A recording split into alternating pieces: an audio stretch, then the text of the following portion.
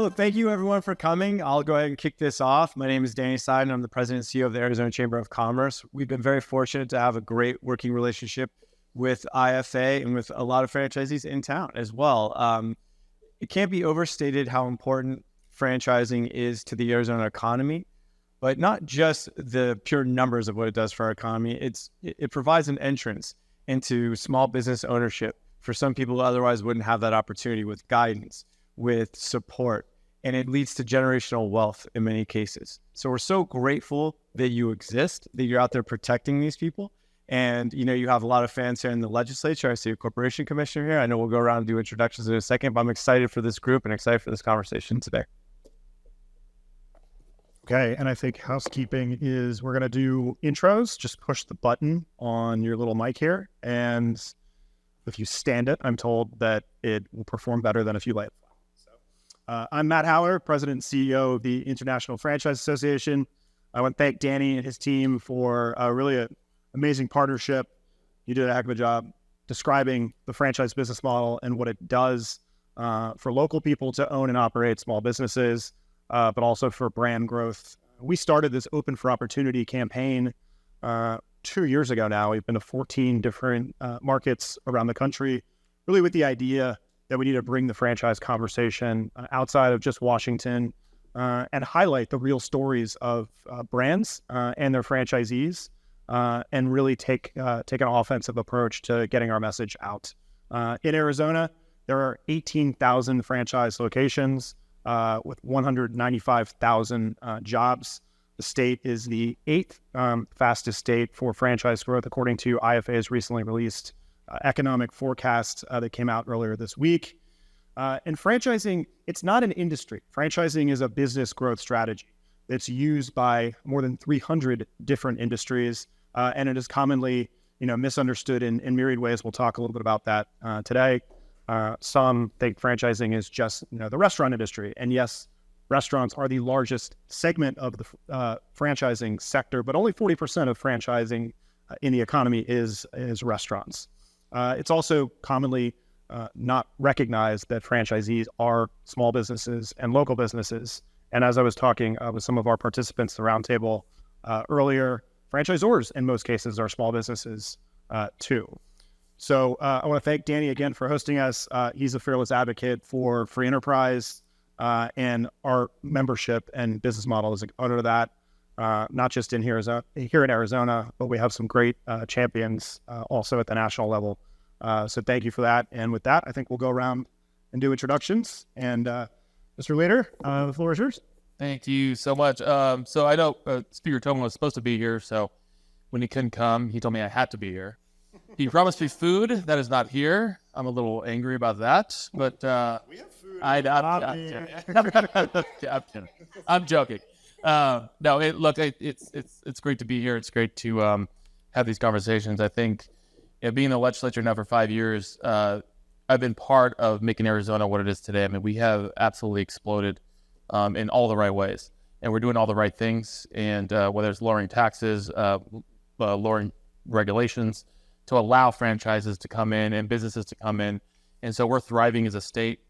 And so it's truly exciting to be here and talk about how we can further help that cause and really make Arizona the best state in the country. So thank you so much for having me. Like I said, I'm sorry I'm not Ben, but I'm second fiddle. That's all good. So thank you. Good afternoon, everybody. My name is Leah Marquez Peterson. I serve on the Arizona Corporation Commission. So with that hat on, we incorporate all the businesses in the state. And I know many of you have LLCs and have come through our website and here to help if you have any questions. Also excited to be here because I am a former franchise representative and a former franchisee with ARCO AMPM here in Arizona in the past, prior life. But honored to be here. Thank you. Hello. Hello, my name is Amy Blake, and I am the founder of Sugar Sugar. We're a clean beauty concept that actually started in Scottsdale, Arizona in 2013. And since then, we have taken the concept nationally. So it started as a brick and mortar here in Arizona, and little by little, we keep growing and finding new franchisees. And going to talk about women and minorities in franchising because I'm Mexican-American, first generation here on my papa's side. So Nice to meet you, and thank you so much for having me. Hello, everybody. I'm Michael Hunter. I'm the Chief of Staff with the Arizona House of Representatives.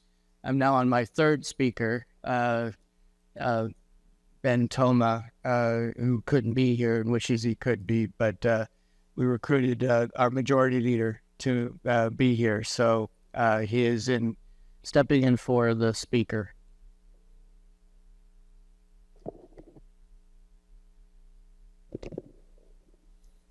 Thanks for having me here today. My name is Jad Awali. I'm a Dunkin' franchisee. My family started about 35 years ago. We've been in the franchise game since, and we've had Dunkins across 7 different states. Arizona's home, though. I'm so proud and happy to be here, and we're happy to be back. Good afternoon. My name is Monica Villalobos. I serve as president and CEO of your Arizona Hispanic Chamber of Commerce.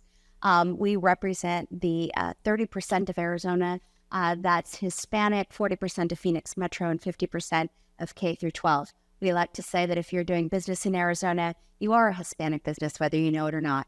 Those are just the demographics. Good afternoon. I'm Ryan Tabloff, CEO of New Spine Chiropractic. We're a franchise system headquartered here in Arizona, in Scottsdale. Thank you, Matt, for what IFA does, and looking forward to our discussion today.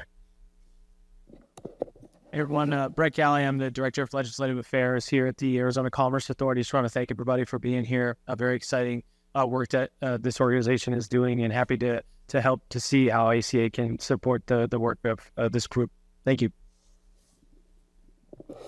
Hello, I'm Chris Montoya. I own Cabinets for Less. We're a cabinets retailer here in Arizona and in Colorado. We have 7 locations, and we're diving into franchising full force. And so I'm glad to be here to offer our insights into the struggles of FDDs and stuff like that. No, just kidding. It's all good. Good afternoon, everybody. I'm Mike Huckins with the Greater Phoenix Chamber. Thank you for allowing us to be part of the conversation today. We have a number of franchise operations within our membership, and definitely see the benefit and the economic prosperity that they bring to the region. So, thank you. Good afternoon. My name is Katie Prendergast. I'm here on behalf of the Arizona Small Business Association. I'm grateful to be here and part of the conversation. I was in-house with ASBA during the pandemic and just saw firsthand how dedicated, innovative our small business owners are throughout Arizona. We also have some franchise members as part of our membership, and really grateful for the opportunity to continue to partner with Danny and the Arizona Chamber. Matt, thanks for being here today, and couldn't do this without the supportive environment that's provided by the majority leader and his colleagues. So thank you. Hello, everyone. I'm David Romney. I'm the District Director and Deputy Chief of Staff at Congressman Biggs. We're excited to hear what's being shared today. Good afternoon. My name is Mike Kikero. I'm the General Counsel for Synergy Home Care. We're a Arizona-based franchisor. We were founded in 1999. Sold our first franchise in 2005. He's still a franchisee down in Mesa, Arizona. Now we're in 40 states. Thank you. Clark Princell, President and CEO of Valley Partnership, represent the development community in the greater Phoenix region.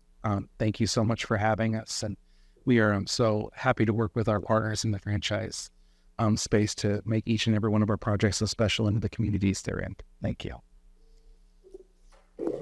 Hey there, thanks for having me. I'm Daniel Trotter. I'm a local franchise owner for Chick-fil-A here in the Valley. Been here for 15 years doing that. Thank you.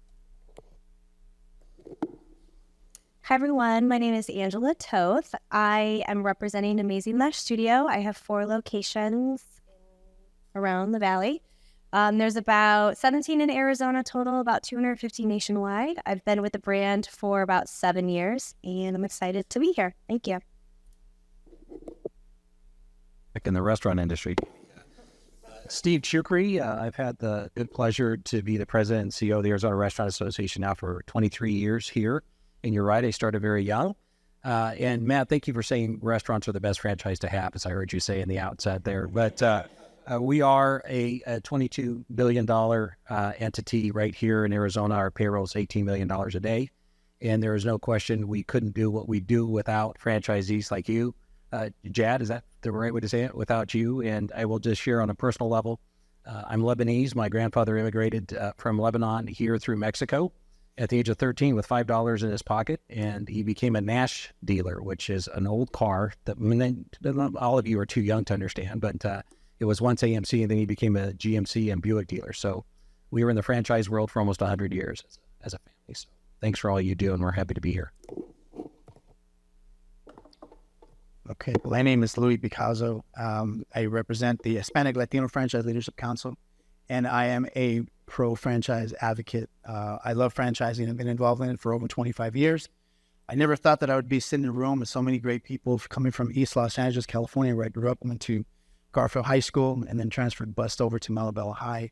I never thought in a million years that I would be here, and I appreciate you very much. I appreciate franchising for getting me here, and the many of you that put me in the position that I'm in. So I appreciate everyone, and looking forward to this event. Hi, everyone. My name is Christian Curry, and I'm the field representative for U.S. Congressman David Schweikert. It's an absolute joy to be here with all you guys today, and I'm looking forward to hear what you guys have to say today.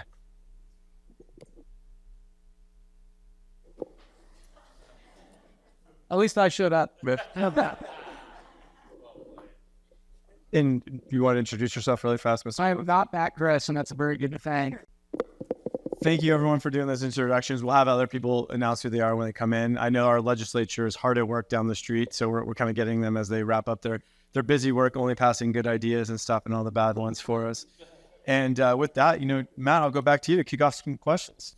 Let's start with Jad, because starting with Dunkin' is where the IFA was started. The founder of Dunkin' Donuts, Bill Rosenberg, was really the reason that the IFA was created more than 60 years ago as an advocate specifically for the franchise model. And Dunkin', of course, America runs on Dunkin', as you all say, but Dunkin' runs on franchising. And your story is one of so many as a 100% franchise system. Jad, I know you touched on it in your intro, but just talk about your family business and sort of how it came to be and how you have really scaled and grown that using Dunkin' and the franchise model. All right. So my story starts back in Seattle, Washington. My family had the stores back there. We had a store across from the very first Starbucks store. So my family was involved in introducing more formats of coffee to the brand. We actually introduced the very first espresso machine to Dunkin' brands because people would come into Dunkin' with a Starbucks cup and ask us to fill up their cup because we were cheaper and better, but Starbucks had the glowy, nice, shiny cup. So looking into it, it was something that the family just brought to the company, and we're like, hey, we got to find ways to compete. And ended up working out pretty well for the brand. That runs somewhere around 20% of sales nationwide now is the espresso beverage. But from Seattle, we moved to California and Arizona. I was about 5 years old then. My family jokes around with me and says that it's not blood in my veins, it's more coffee than blood, because my mom ended up going into labor in a Seattle store where she was rushed to a hospital and I was born. But we've been across 7 different states. Dunkin' is just something that it really does run in our blood. We love it. It's a lot of hard work. We believe in it. We're still here, and we're growing back in Arizona now. We're looking to build another 30 units out between Arizona and Southern California. So West Valley and Palm Springs. That's where we're from. I'll go ahead and I'll jump over just because my family lives on Chick-fil-A. So I'll jump over and ask Daniel. You're about to celebrate, I think you said 15 years as an operator here in Arizona, but your journey at Chick-fil-A kind of began a little bit differently. Can you talk about your rise from an employee to an operator? Yeah, sure. Thanks. So I actually started with Chick-fil-A when I was 15 years old. I grew up in a small North Georgia town, and my dad came to me one day and I was getting ready to turn 16 and said, I've got a car for you and your brother to share, but I'm not putting gas in it and I'm not paying for the insurance. And that was his way of telling me to go get a job. And so I went all up and down like the 3 red lights in our town looking for a place to work, and nobody would hire me. And one of my friends was working at Chick-fil-A. He said, "Why don't you come work with us?" And I kind of did it against my will. I didn't want to work in a restaurant at all. Just didn't appeal to me. But I did, and I went in and had a great time doing the work. And so just kind of stuck there through high school. I went to a college close by, stuck there through college. Well, when I was in college, my dad dropped dead of a heart attack. And when that happened, what I found is that my community at Chick-fil-A was the group of people that stayed with me. And I think in that moment is when I decided, like, what could the future of Chick-fil-A be for me, and really started to seriously think about it. And what I found is, pursuing becoming a franchise owner kind of met this intersection of being able to care for people and influence and impact a community, and yet still have a great business opportunity to create a lifestyle for my family. So fast forward, that was in the year 2000 that I started. So fast forward 24 years now. We've had the store for about 15 years. We've grown from 30 employees to 138 as of today. And came out here because it was a new market for Chick-fil-A at the time. And we came out here with the thought that we would probably do this for a few years and then try to get back closer to home, and fell in love with this state and the community we're in, and never wanted to leave. So here we are. Great story. We started with the 2 restaurant franchisees. Let's pivot to the franchisor side for a minute. Ryan, I'll come to you. As I mentioned, we find there's often a stigma surrounding franchising that when they picture a franchise, they do picture quick service restaurants. Chiropractors are not necessarily always top of mind. Tell us about the business and the decision to pursue a franchising strategy to grow and scale it. Sure, absolutely. Thanks, Matt. I think, so with franchising, especially with chiropractic or any professional industry, what franchising offers is a way to maybe democratize or to get away from, in the chiropractic space, insurance and some things that are dictating the type of care and the cost of care, and actually bring the service directly to the patient, directly to the end user. And franchising is a great vehicle to do that, because it allows for local small business ownership to connect directly with their community, but to have an infrastructure behind them that acts more of a larger enterprise, even though the whole organization is really a small business. So with chiropractic, we've seen it in the massage industry. Really, you're turning from insurance or lawyers dictating the type of care to bringing it directly to the patient to determine, instead of waiting for pain or a circumstance, to be more proactive in their healthcare. Can I just do one quick follow-up? Can you just talk a little bit about the investment and for a prospective franchisee within your business, just and what that looks like? Sure. So I think in franchising in general, you have many categories, but in ours in particular, maybe you have an owner-operator, so a chiropractor who wants to buy a job and then maybe transition to multiple unit ownership. Maybe you have a corporate refugee who has hit maybe a glass ceiling on promotion, or maybe wants to take their financial and lifestyle future in their own hands. And then maybe you have a third category, a professional franchisee. Maybe it's been in their blood. Maybe they have multiple units. Maybe they have multiple units in multiple different systems. So, for New Spine, it is working with owner-operators and helping them progress in their entrepreneurial efforts. It's working with corporate refugees. Arizona is a great place. All over the country, though, you're getting a lot of people that are maybe getting sick and tired of working for a large enterprise and want to get into that small business ownership, and franchising allows that. And then there are, franchising might have a stigma of, quick service food and, maybe not a lot of upside financially, but there's tremendous opportunity. And I think, whether it's New Spine or all the franchises here, they offer that for entrepreneurs. I want to jump to someone who kind of founded their business and transitioned into becoming a franchisor. And so, Amy, you mentioned you founded Sugar with your husband, and you operated as a brick and mortar business for many years. Can you tell us about your journey from that to becoming a franchisor, and then, the opportunities you're offering to those in the community? Sure, of course. Yes. So we actually, Sugar Sugar was started because I'm a consumer too. And I was looking for a solution for hair removal. I wanted it to be clean. We're all label readers now. It started in the food industry and moved into beauty.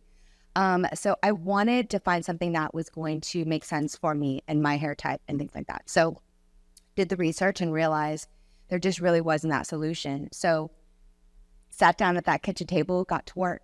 And little by little, Sugar Sugar sort of became a reality. The beautiful thing about it is that we did run it for 7-8 years before franchising was even talked about.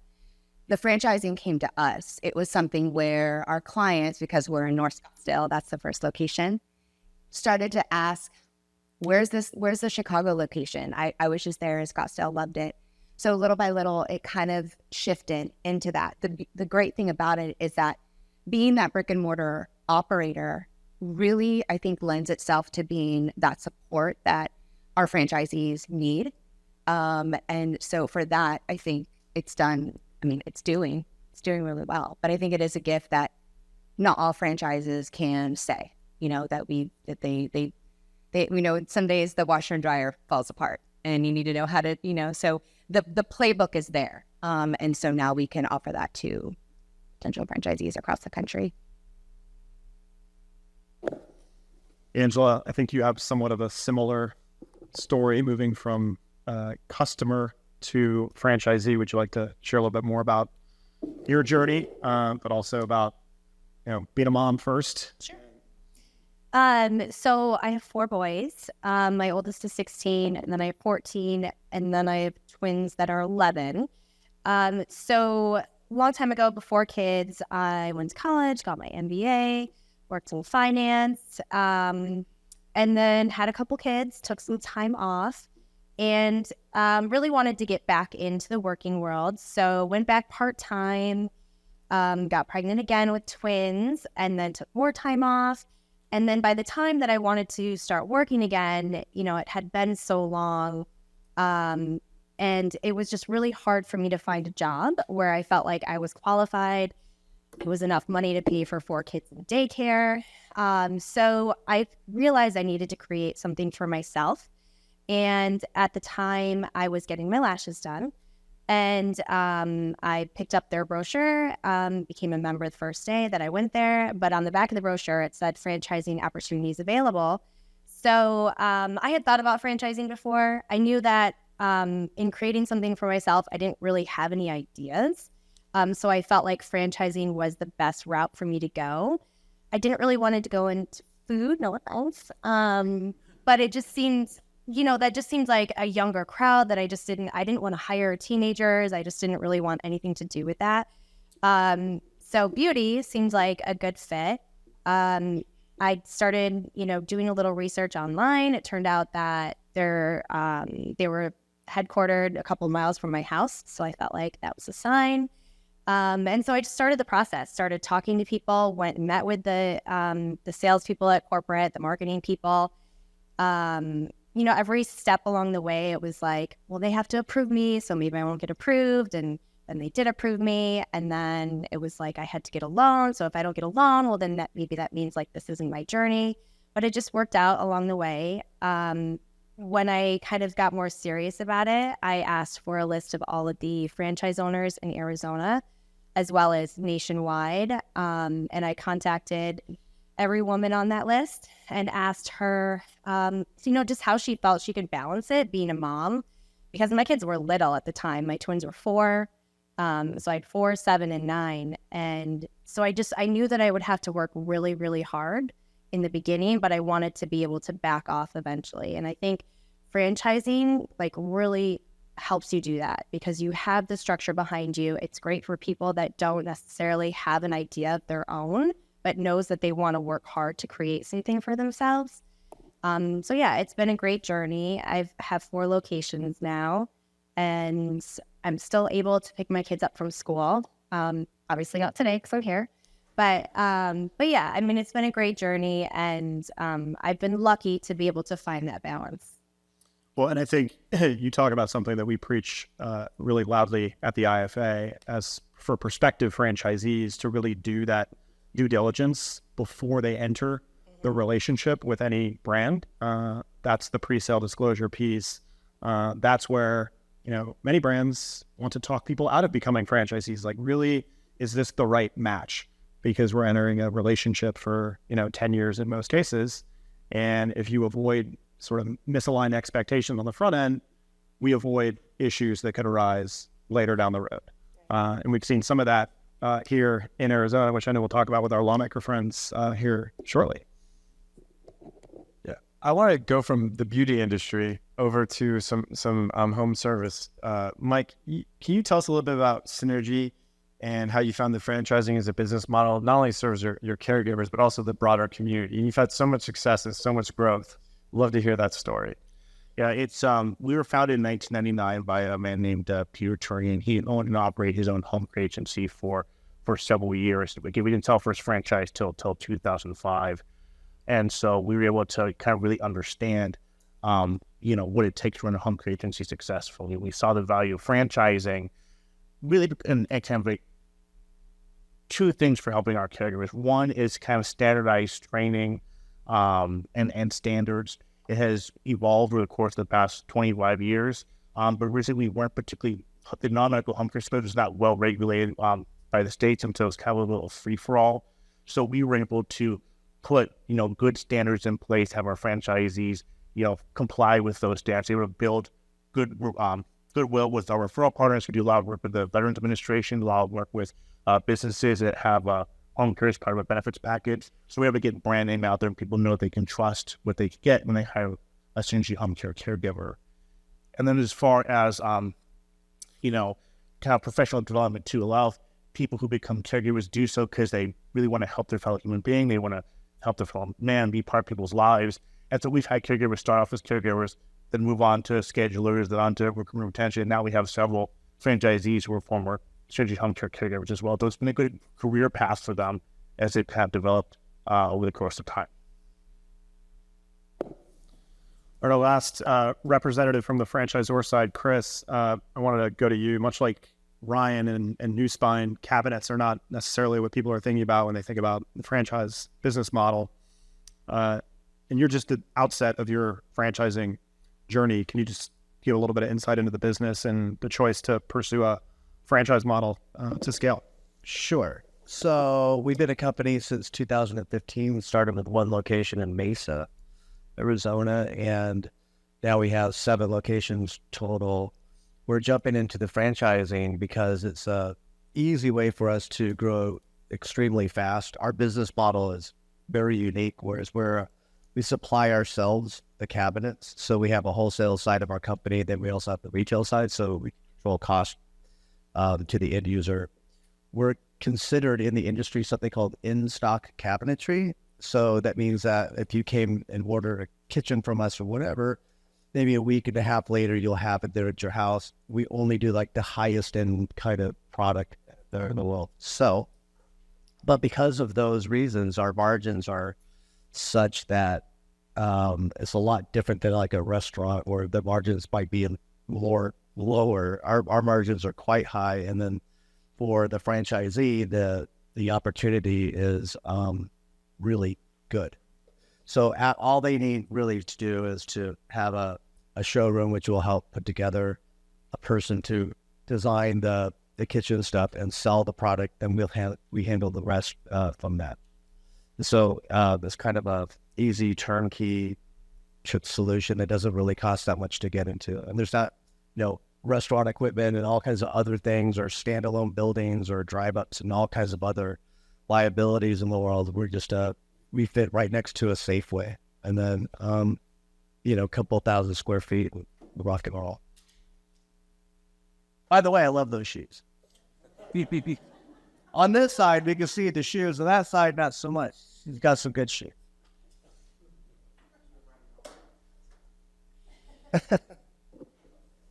We'll switch gears a little bit and go to some of our lawmakers right now. And I really do encourage everyone in the room from the community to get to know them. I'm going to brag on Arizona lawmakers that are here for a second. They are problem solvers, and staff as well. Michael Hunter, is very humble in how he introduces himself. He's been around a long time, been heavily involved in policy.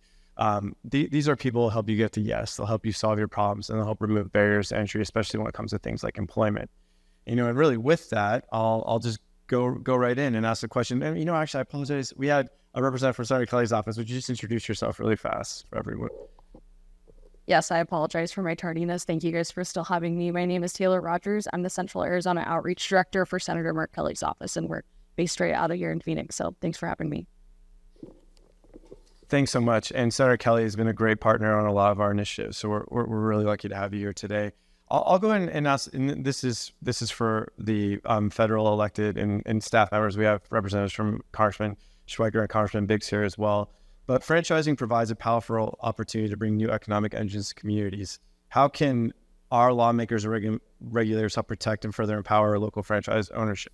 How can we work together to do that?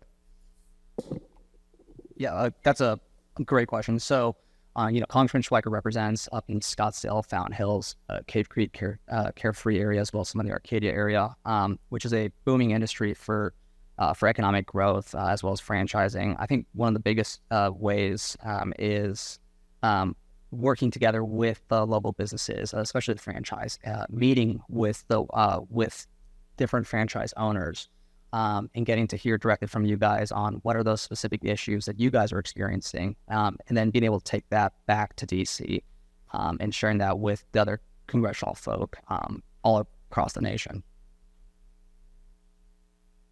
And please, everyone, yeah. And just to add to that, yes, absolutely. Just an open door of communication.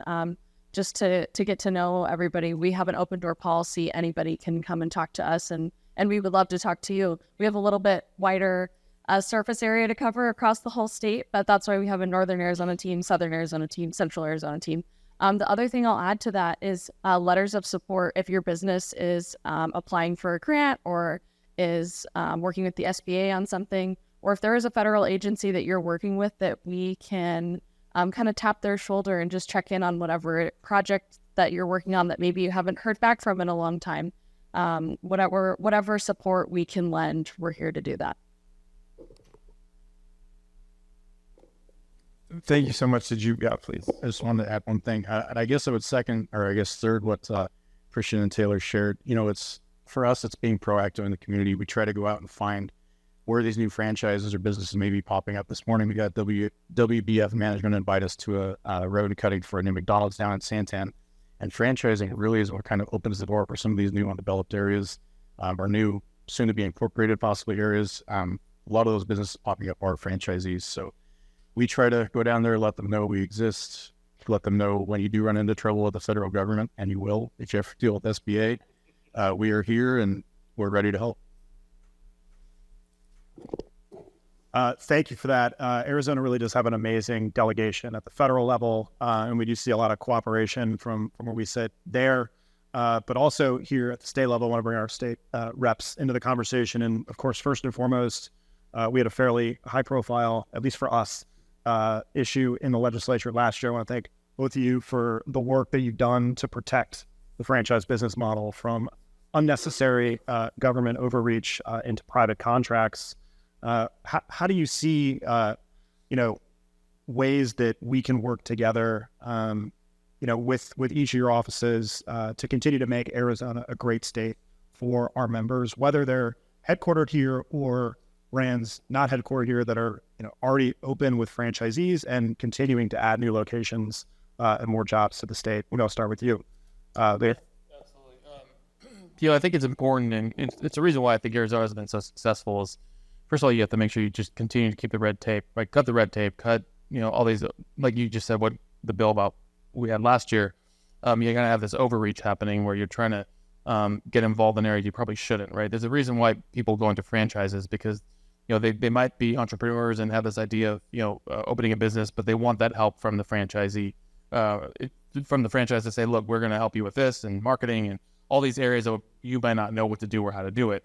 And so you've gone into that agreement with the trust between yourself and the franchise. So I think it's important that we as government continue to allow you to thrive and allow businesses to grow and do what they need to do without getting in the way. And look, for me, it's you're watching things happen now where you see McDonald's is, they made a comment about California where they're now having to go to really computers and automated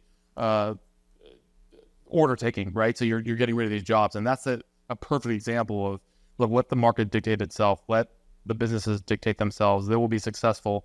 They know what they need to do to be successful, and if the market is telling them something else, let them figure that out, right? Or else they're going to go under. So I think it's important for us in government is to be there when you ask us to be there and ask us to lend a hand, but otherwise let you guys do what you need to do to be successful and really get out of the way.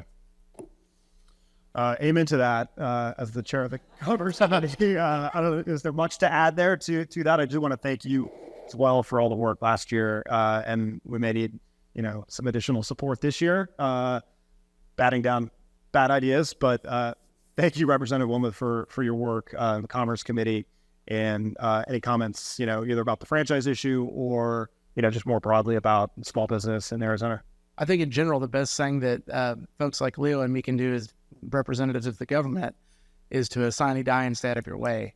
So, that's the truth. I think that the government that has the fewest regulations necessary to survive for businesses, I think is where we should be.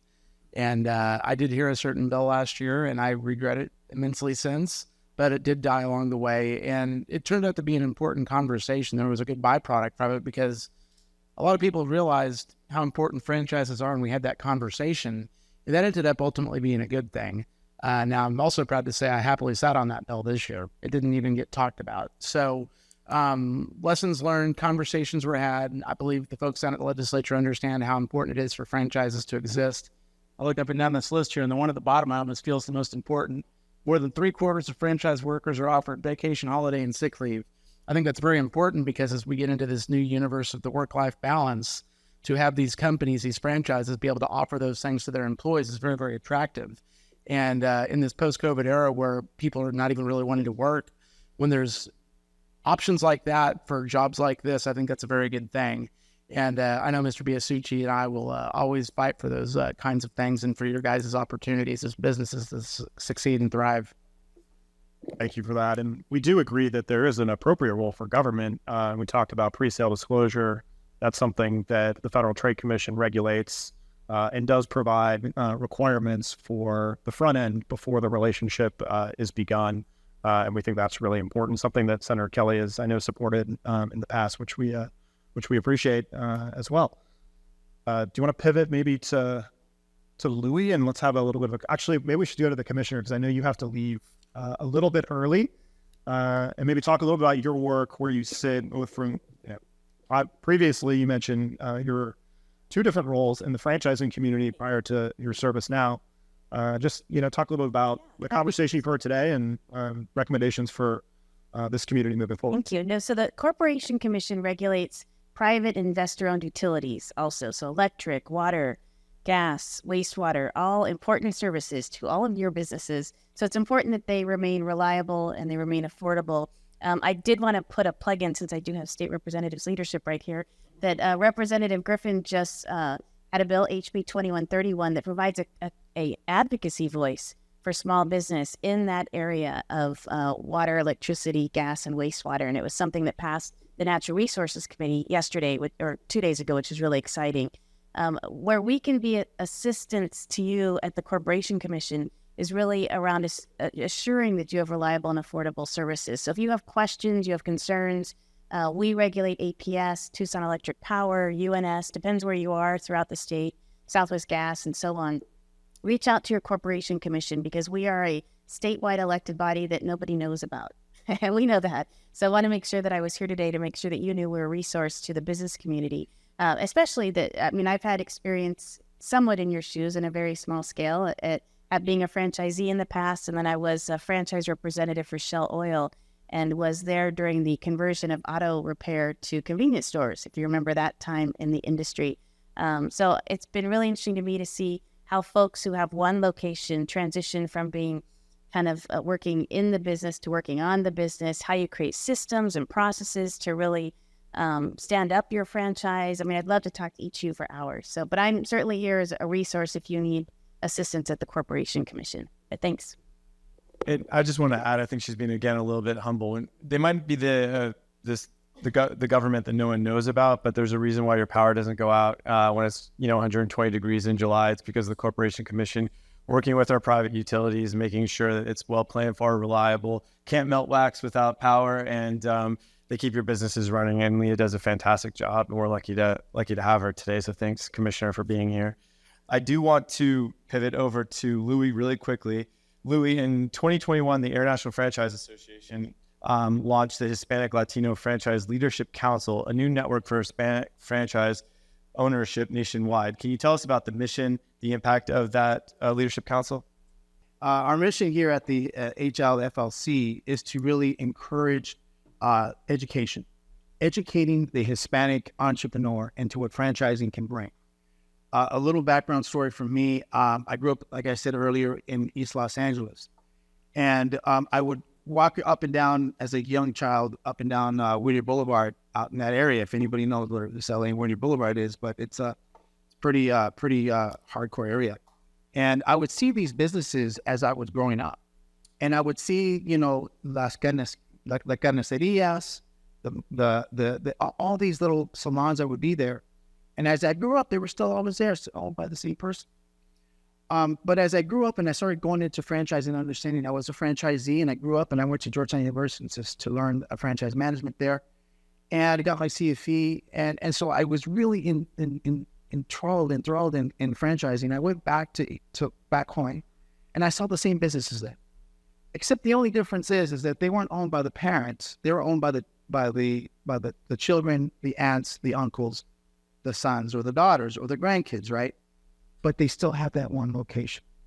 Just imagine if these folks knew the power of franchising, what they have.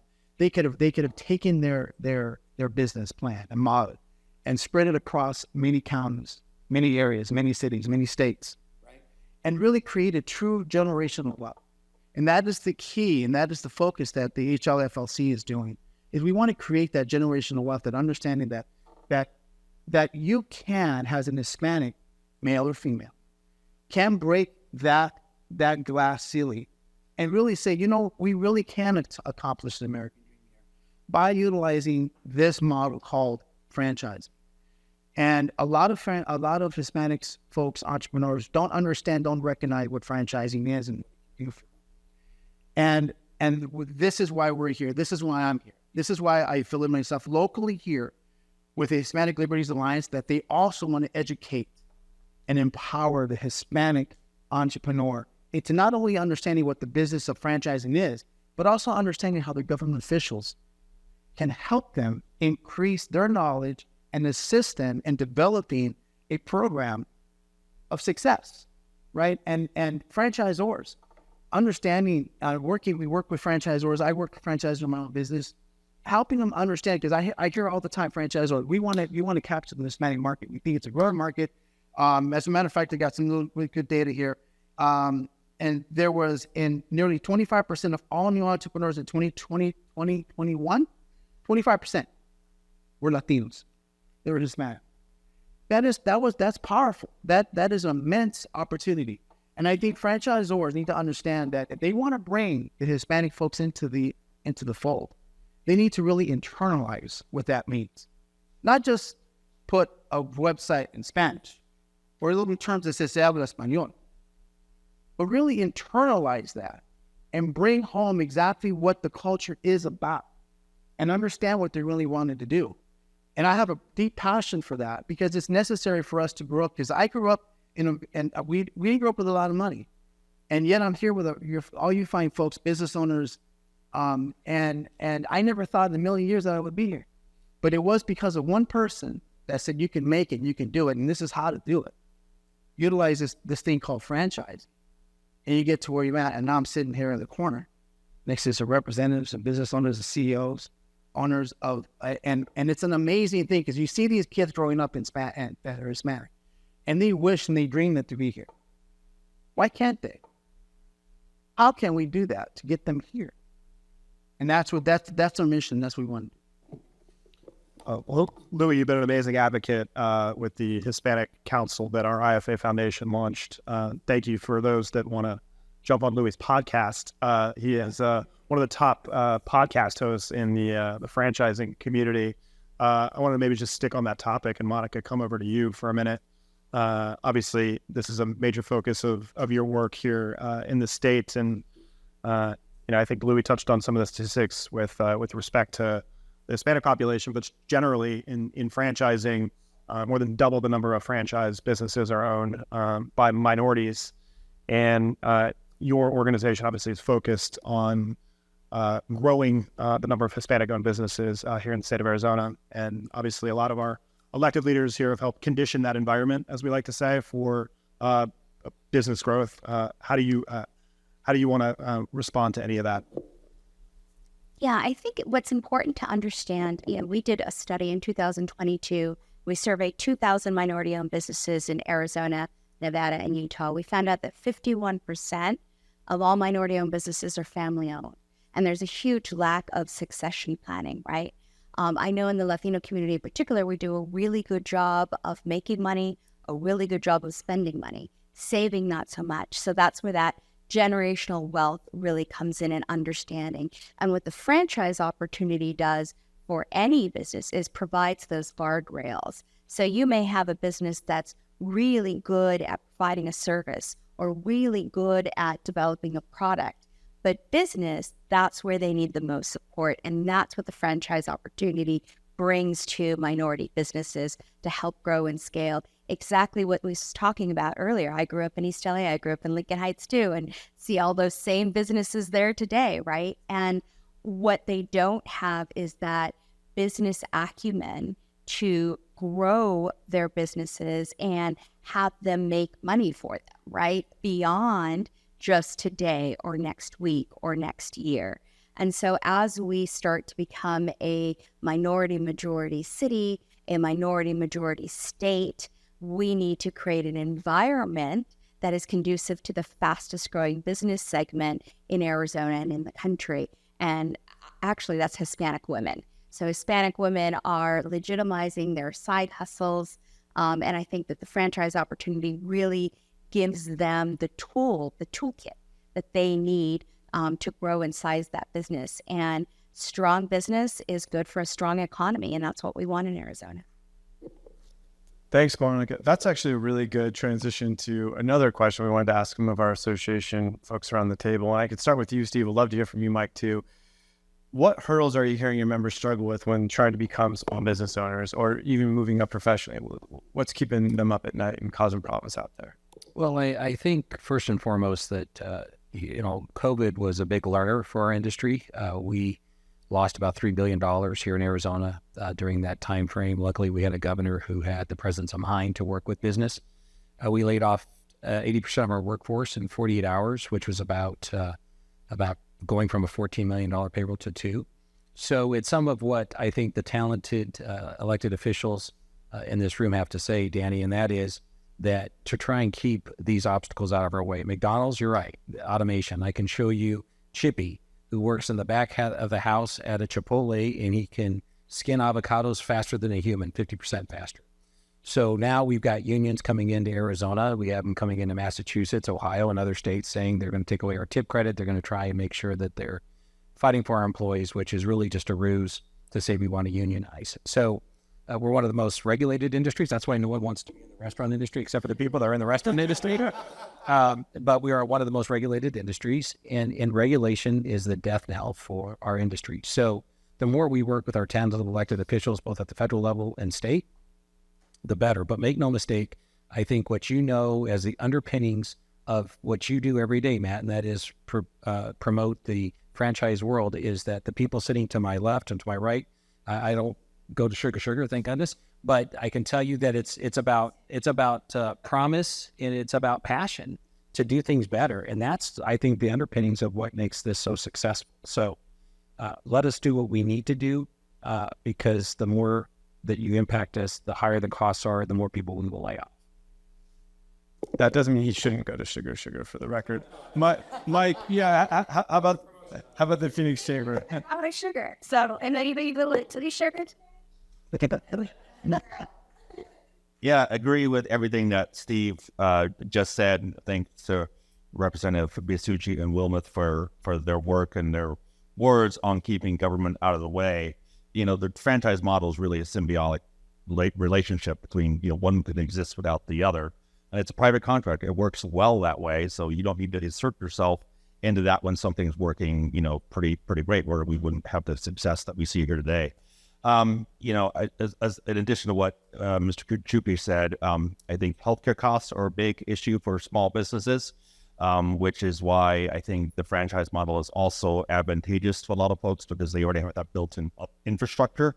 Some of the startup, at least maybe costs are there, but not the struggles of starting your own business sort of on your own. You have the support network from the franchisor to come in and help you set up some of those initial business transactions is good.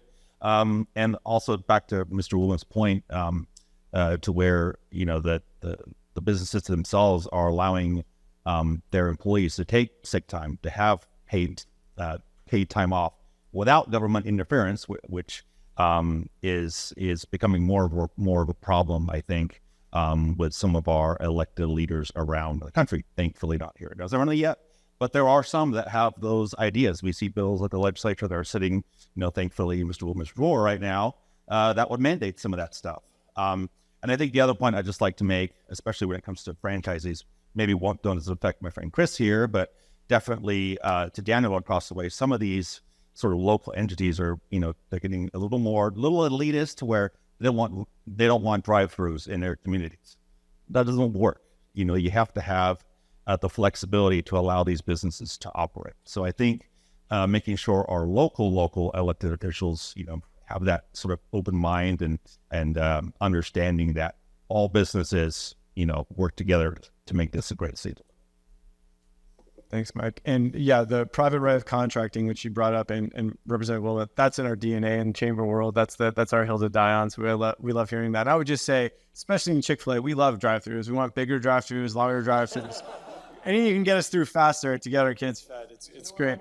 Yeah, that's true. I'll second what he said. That's our number one barrier to growth is local regulation on, sites. Obviously, we're trying to buy as big a sites we can, but yeah, the drive-through thing is an issue, and then politics gets involved in it sometimes, and that becomes a whole nother issue.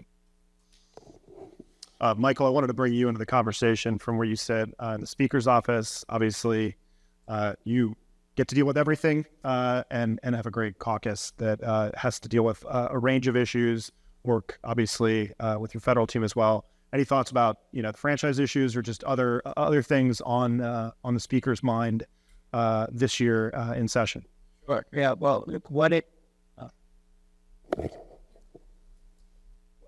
one area that isn't really a lot of fun to talk about, but Speaker Toma was, of course, Ways and Means Chair shortly after becoming a legislator. He was a Peoria City Councilman who was bird dogging local regulations, taxation issues. He became majority leader and then speaker and has a track record of a lot of things, but in particular, the simplification of our tax code. So I think in both the transaction privilege tax, which is what we call our Arizona tax, because we even do algebra differently in Arizona. We complicate matters in certain ways, and there's legacies on why. Our history can tell you why, so it's not a blame placement exercise, but we're left with a legacy of how basically the 5 C's, natural resources, what the economy looked like in Arizona when it was a lot younger state. Now that we're much more mature, how do you deal with that legacy and how you create uniformity in the tax code, fair and equitable tax treatment, where it wasn't always that way. There was a lot of regulation through the tax code. And so on property tax, the reduction in the assessment ratio, we're one of those states that shifts from other classifications to commercial property, big or small. And so most franchises, I think, are going to fall into that commercial bracket. So what we've done where it was and where it is now is a legacy of several different governors. And in particular, the governor I served, Jan Brewer, and the governor Danny served, and Governor Ducey. And so the legacy of moving the needle incrementally, because it's not always that easy to do, to shift things back to where it should have been for fair and equitable tax treatment in property tax assessment ratios. So I think the rates are a lot lower there than they used to be. And then income tax. We have the lowest flat tax in the country. We used to shift things around within the income tax system in a way that was sort of, you're in favored nation status or you aren't. You're liked by the politicians or you aren't. And so we were going to deal with that in a way that was, create a level playing field. And so, and then all the bills that you don't see or that go into a chairman's drawer, or the speaker may never even assign or assign it to 5 committees. He's been known to do that. So if there are things where somebody has the idea of aggressively going after a particular industry, and you do end up with a lot of bias that emerges, and we see it in local governments, and you see often state legislation that's reinforcing local governments under the flag of local control, where they're weaponizing regulatory or taxation environments in a way to stop somebody from doing something that really ought to be a free market economy. So I think that's what channeling my boss, he might want to mention that didn't really sales tax, property tax, and income tax, and then occupational licensing or the use of the tax codes as a regulatory tool. That I think we've got a lot of success, and I think in Arizona we're now in a very good place. Yeah, the licensing issue is a big one for a lot of our industries, for sure. As is the tax issue, of course. So thank you for your leadership and work on that. And we're happy to be a partner with Danny and others on any of those issues as we move forward here. Well, we did want to open it up for anybody that had a question for lawmakers or others here that or a comment that they did not get a chance to make in our roundtable here. So with that, I will open it up. We are a shy bunch that wants to give some time back on this beautiful afternoon, which I'm all for.